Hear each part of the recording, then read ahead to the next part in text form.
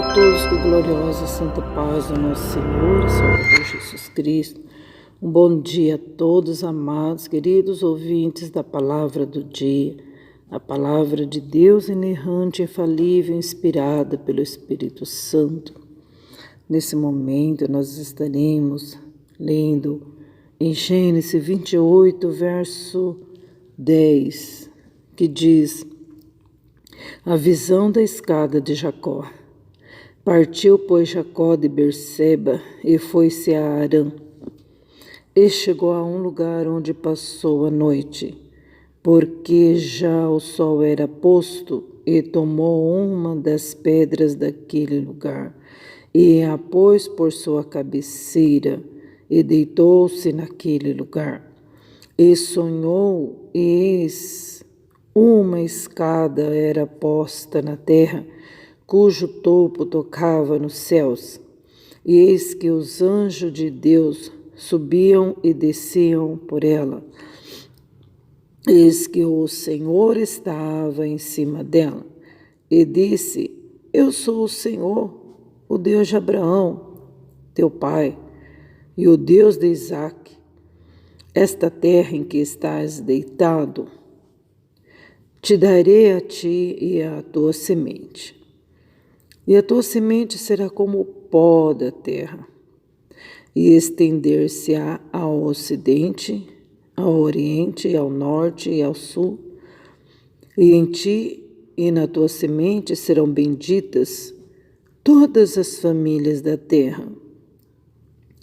E eis que eu estou contigo e te guardarei por onde quer que fores, e te farei tornar a esta terra, porque te não deixarei, até que te haja feito o que te tenho dito.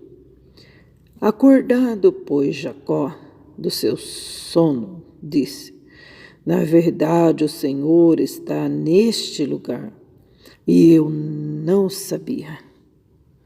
E temeu e disse: quão terrível é este lugar! Este não é outro lugar, senão a casa de Deus. E esta é a porta dos céus. Glórias a Deus. Que palavra mais gloriosa, né, irmãos? Todas elas são, mas tem umas que brilham mais, destacam. Como sempre eu digo, é lindo, não é? Linda a palavra. Mas ali atrás dessa palavra, uma vida estava ali sofrendo, né? Foi escrita essa palavra debaixo de muito sangue, muita dor. E a gente viu que Jacó estava fugindo do seu irmão, porque o seu irmão estava perseguindo ele. Porque o irmão dele rejeitou a bênção do Senhor, rejeitou a primogenitura. Quando o irmão dele acordou para a vida, já tinha perdido a primogenitura. E tinha perdido também a bênção. Né? É como se a pessoa estivesse brincando com coisa séria. Né? E achando que não ia dar problema nenhum. E então, arrependido, começou a perseguir o seu irmão Jacó. E o seu irmão fugiu para Harã, aconselhado pela sua mãe, e o seu pai também abençoou ele e disse para ele ir para lá. E lá ele ia receber então sua esposa, assim. Mas não foi fácil, né? E ele foi, Jacó foi, e muito cansado do caminho, ele deitou. E ele colocou uma pedra por travesseiro e passou a noite ali, né? E ele teve um sonho, deitado ali, teve um sonho. E esse sonho foi tremendo, da qual ele viu uma escada que dava até aos céus, o topo dela. E essa escada, nessa escada subia e descia anjos, e ele ficou muito maravilhado com esse sonho. Esse sonho foi uma grande revelação que Jacó teve, dormindo ali naquele deserto ao léu, né? E por travesseiro uma pedra. Então a gente vê que não é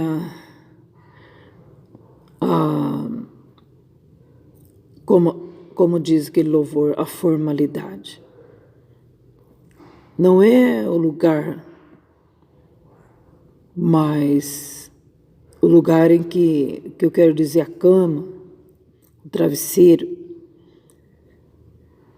que vai trazer uma grande revelação. A circunstância de Jacó ali não era muito boa, né? E a gente vê que Deus, ele trouxe essa revelação a ele. Mas, na verdade, ele estava ali no lugar certo. Ele estava no momento certo ali. Sem planejar nada. Não, eu vou deitar nessa pedra, porque nessa pedra aqui eu vou ter uma visão. Não é nada disso, né?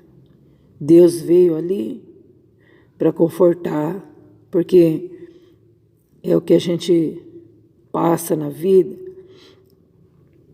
E será que a gente não deveria ser mais grato? Porque se nós estamos deitados num conforto, como eu disse ontem, não está bom.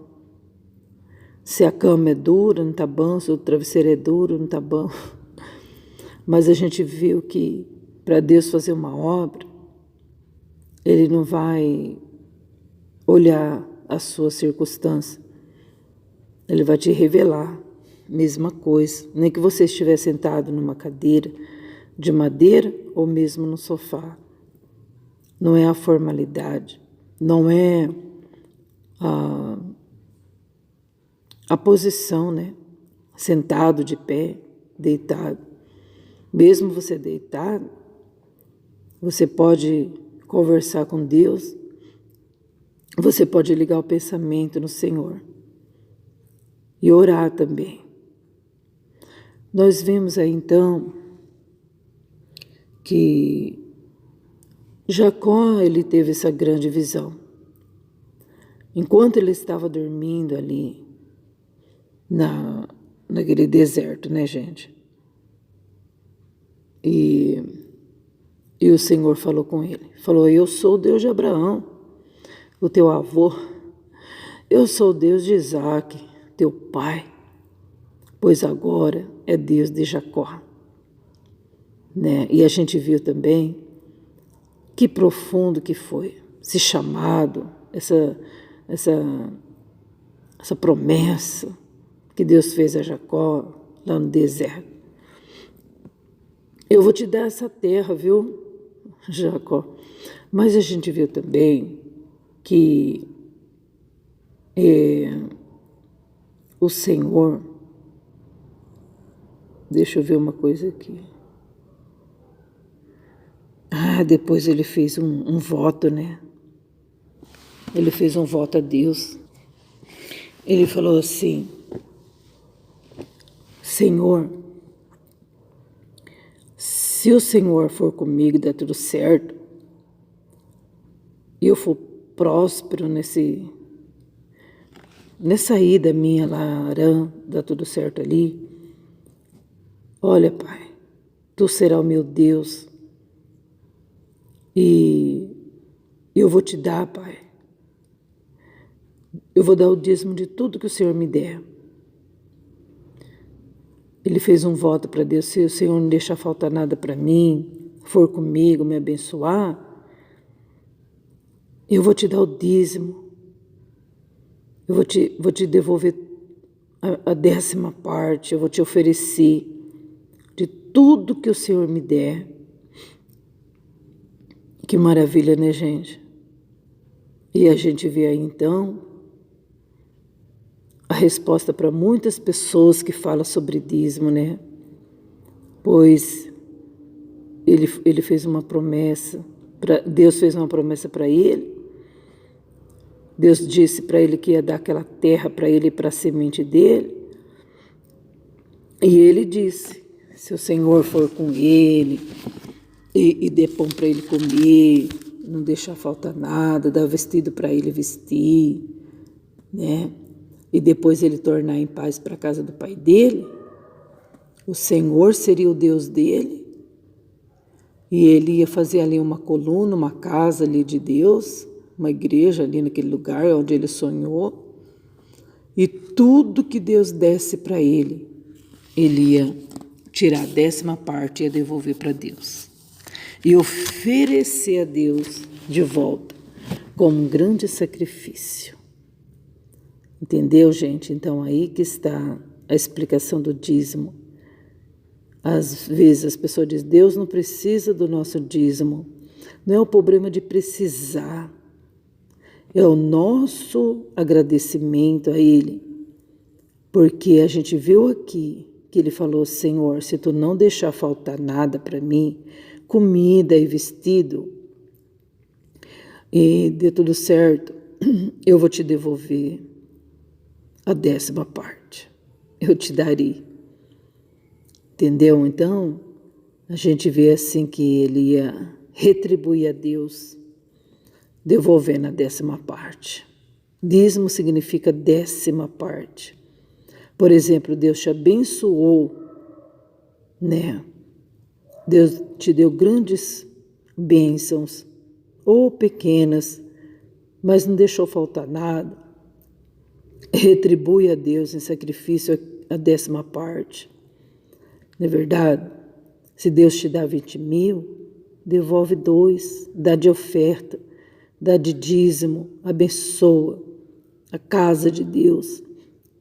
Porque aqui, nesse lugar que Jacó sonhou, ele construiu uma casa de Deus, uma igreja, e colocou o nome de Betel, né? Betel, a casa de Deus, né? Ele falou assim, nossa, quão terrível esse lugar. Esse lugar aqui não é outro lugar a não ser a porta dos céus. Esse lugar aqui é a casa de Deus, ele falou. E colocou ali, sabe o que? Ele fez uma coluna e chamou aquele lugar de Betel. Que lindo, né, gente? E ele colocou ali aquela pedra, né, gente? Que ele dormiu, que ele colocou por cabeceira. E ele fez ali uma coluna e derramou o quê? Azeite naquela pedra, ungiu aquele lugar. E fez daquele lugar uma igreja, uma casa de Deus, né?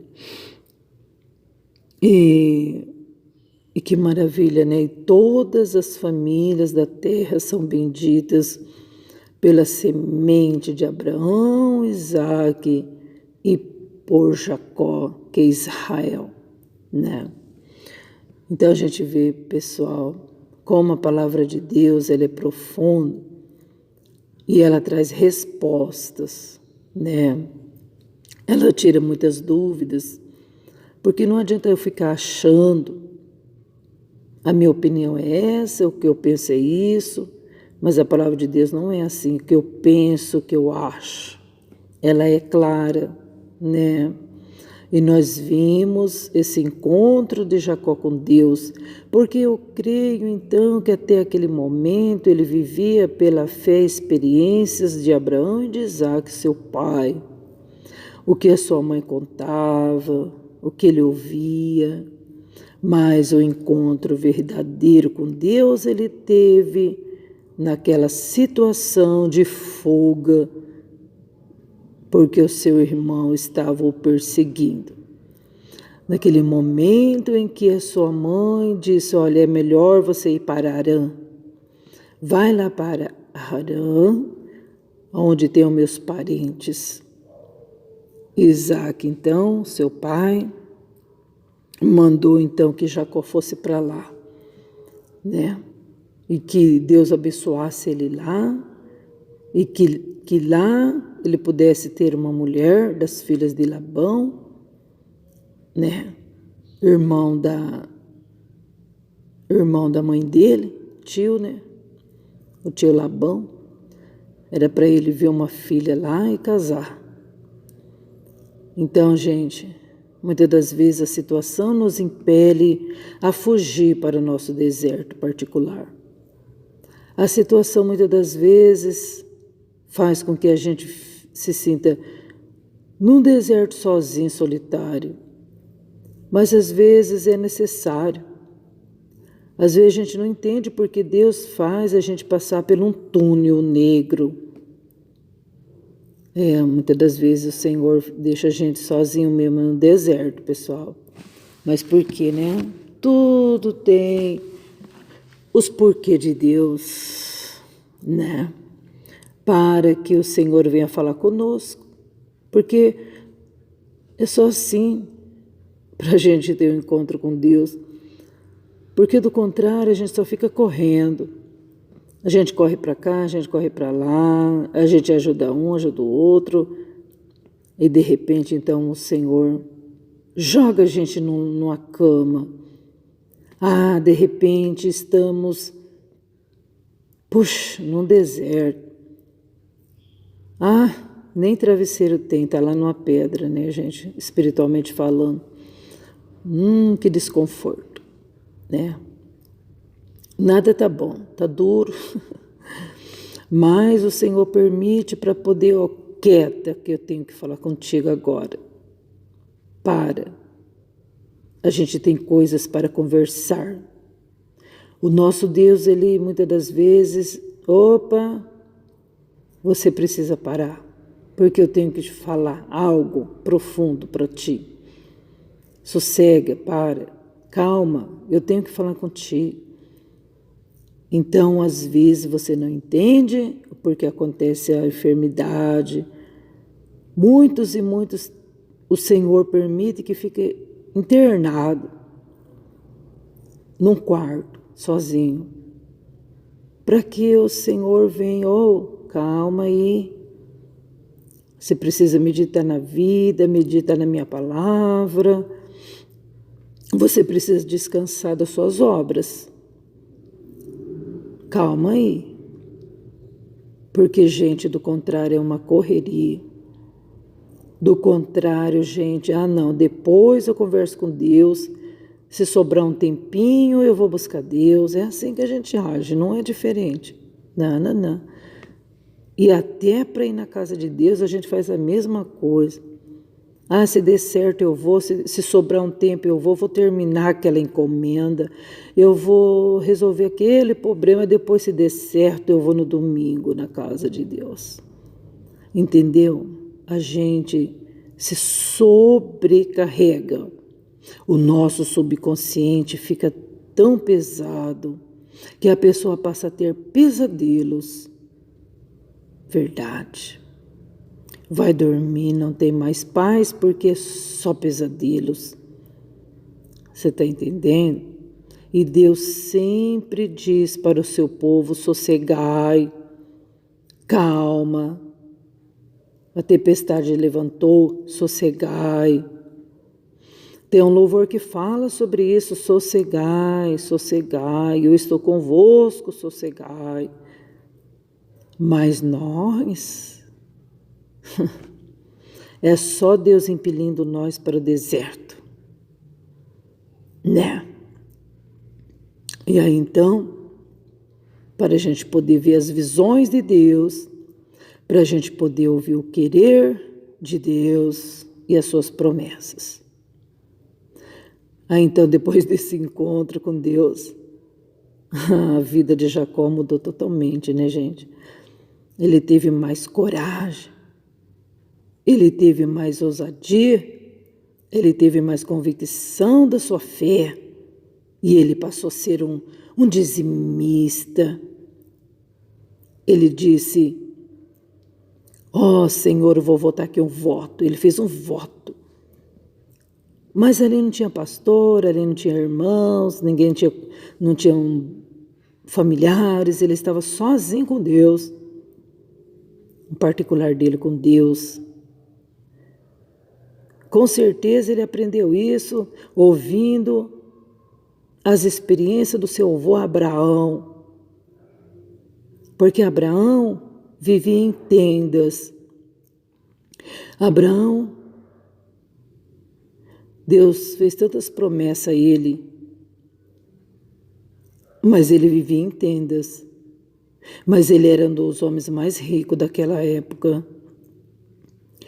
E a gente não vê que ele teve um palácio de ouro, como Salomão, mas ele era um homem mais rico da época. E Jacó com certeza ouviu falar das experiências do seu avô. Porque Abraão, quando encontrou Melquisedeque, o rei de Salém, Melquisedeque, conversando com Abraão, disse para Abraão: eu sou o rei de Salém. E eles comeram pão e tomaram vinho, representando o corpo e o sangue de Cristo. Abraão viveu um tempo da graça. Abraão viveu o evangelho, pois o próprio Senhor Deus pregou o evangelho a Abraão. E Abraão pegou o dízimo de tudo que ele tinha e entregou para o Senhor na pessoa de Melquisedeque, agradecendo a Deus por tudo que Deus já tinha dado para ele. E Melquisedeque era um rei, o rei de paz. E Abraão entregou para ele, né? Ué, mas não entregou para Deus? É lógico. Aquele homem lá representava um pastor, representava um líder espiritual. Era como representasse Deus na terra. Então ele devolveu o dízimo para Melquisedeque, né? E com certeza Jacó ia devolver esse dízimo para quem? Para alguém, né? Não é verdade? Representando, eu estou dando para Deus, para o próximo, né? Para a liderança, alguém superior, um sacerdote. Então é assim, quem serve a Deus não tem avareza no coração. Quem serve a Deus doa e se doa também, se entrega totalmente. E a gente viu aqui que ele construiu aqui uma casa de Deus, um lugar para se adorar a Deus, né? Se adora a Deus em qualquer lugar, né? Mas a gente vê que é maravilhoso ter um lugar específico onde você pode colocar uma pedra fundamental. Aqui Jacó colocou uma pedra fundamental.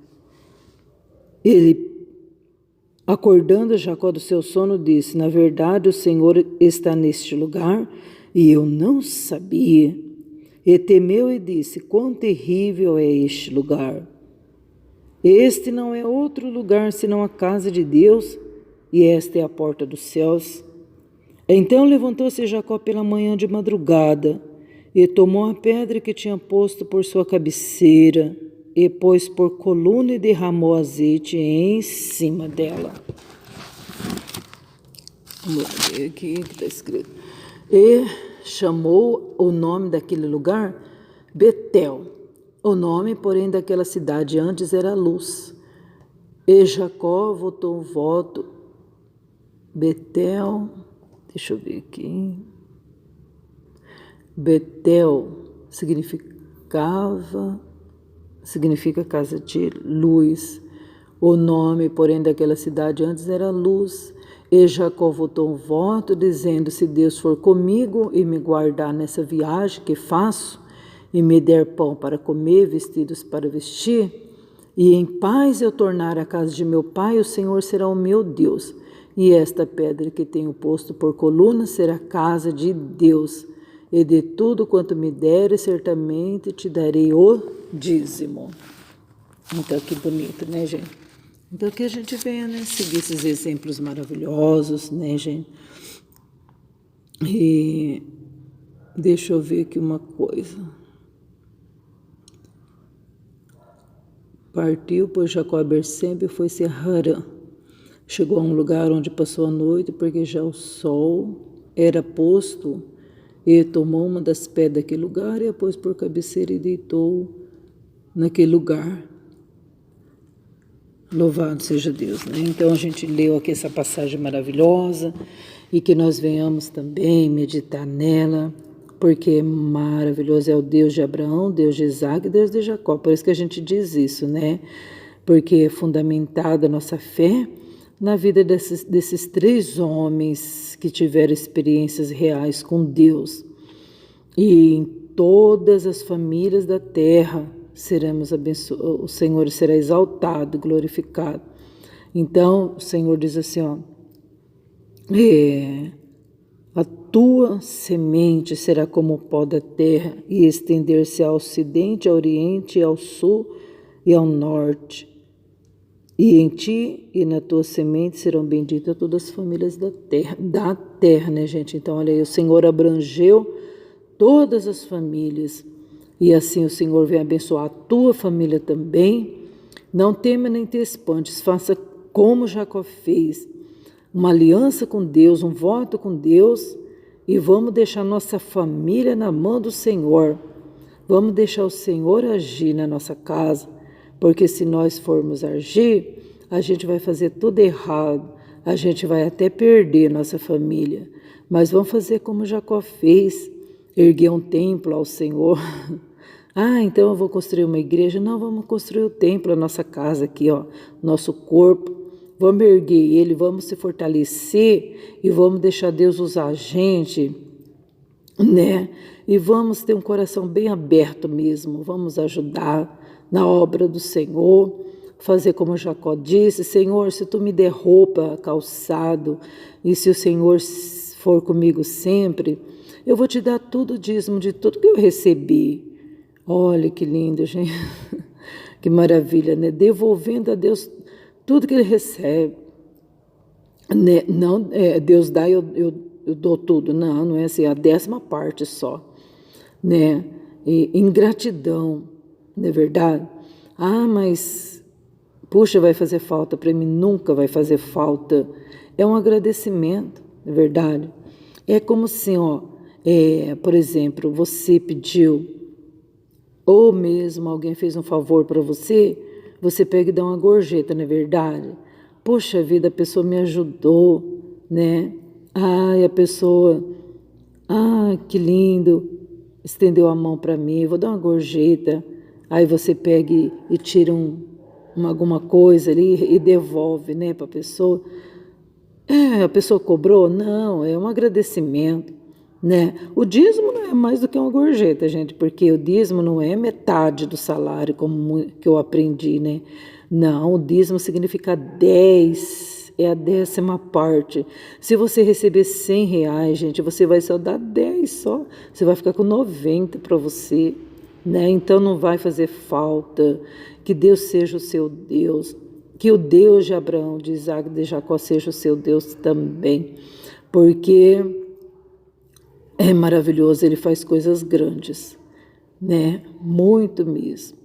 Deus abençoe a todos, fiquem na paz do Senhor Jesus o justo, e vamos seguir em frente com fé, e não importa as formalidades, vamos continuar orando e agradecendo esse Deus que tudo executa por nós. Amém. Deus abençoe.